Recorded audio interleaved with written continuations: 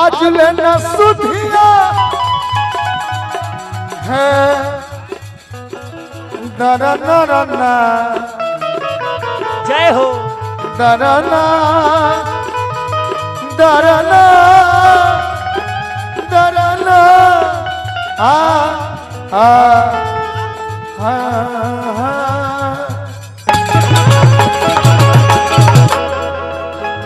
आज लेना सुधिया हमार ले बाड़ा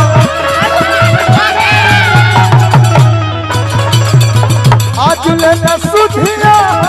मार ले बाड़ा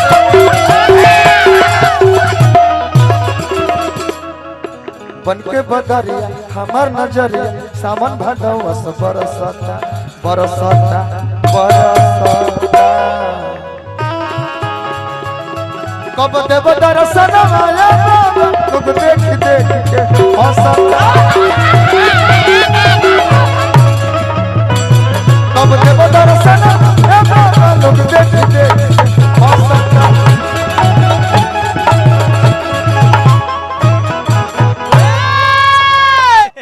दिन में मर्दा मर्दा लड़ रहा लो हां राती खाए गो मेहरारू कदल बन हां रतिया में मर्दे मेहरारू बड़े लो लड़ाई लड़ाई चालू बा आसन ले लाए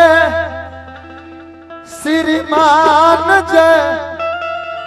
हनुमान जय आता ठाकुर जी का ठोकर वाला अब तो हाँ तो आसन ले लाए श्रीमान जय हनुमान जय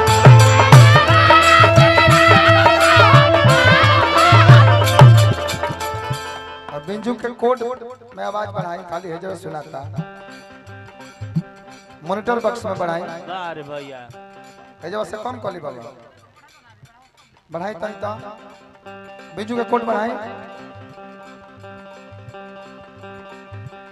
नहीं खेत भैया हां मोर बाबा छोरवा रहे दी ओवर होता आसन ले लाए श्रीमान जय हनुमान जय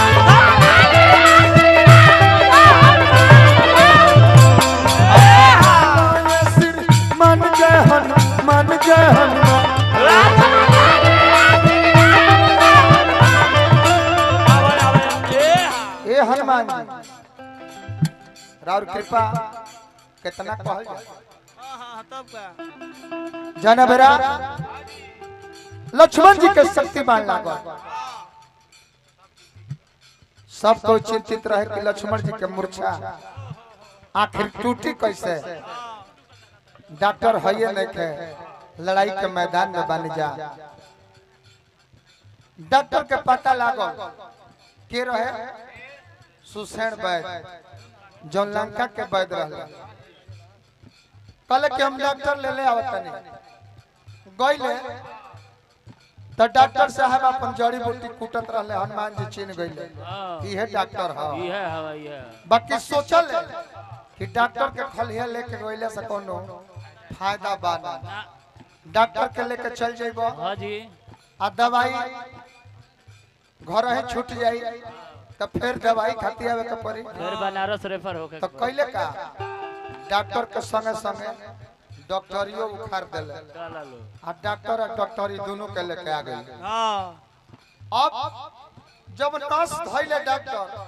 तो मेडिकल में रोक के दवाई ना दे दवाई कहां कर रहा आके धौलागिरी पर्वत पर अब वो समय निर्धारित रहे कि सूर्य उदय होके से पहले सजीवनी बूटी आई तबे लक्ष्मण जी के प्राण बाची आयो बाप हनुमान जी कहले कि प्रभु चिंता मत करी राउर आशीर्वाद बा तो हम जाकर सजीवनी बूटी रोते राती लेके चली आई रहल सूर्य देव के सवाल हां जी अगर लइकाई के उनका बात याद ना पड़ी हां तो आज वो उगे के प्रयास करी ये सारी लीला तो छोड़बे ना करो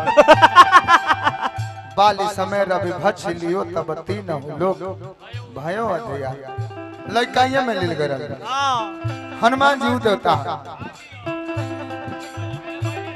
आइला गइला राते राते सजीवन बूटी लेके हाथे हनुमान में हनुमान रखल लक्ष्मण के प्राण जय हनुमान जय के प्राण जय हनुमान जय हनुमान एगो लीला रही तब न जी खाए के काम कोई नहीं। हां 5 गो मुंह काहे बनौनी काहे जी 5 गो दीपक में अहिरावण के प्राण बसत रहे और 5 दीपक एक ही समय में अगर बुताई तबे अहिरावण के वध लिखल रहे। हां ऐसे हनुमान जी 5 गो मुख बनौनी आ 5 दीपक के एके बेर फूक के बत। हां ओही में एगो गधो के मुंह रहे। हां होय नु खचर जाने ले